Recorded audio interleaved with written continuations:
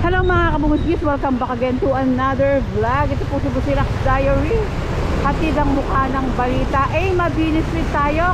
Sa Caloocan City na tayo mga kabungis. At ito nga po ang bagyong Goreng. Kanina pa pong umaga or kagabi pa na nanalasa dito sa Metro Manila.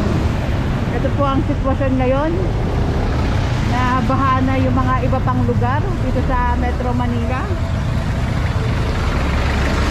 Kaya keep safe mga kabungis.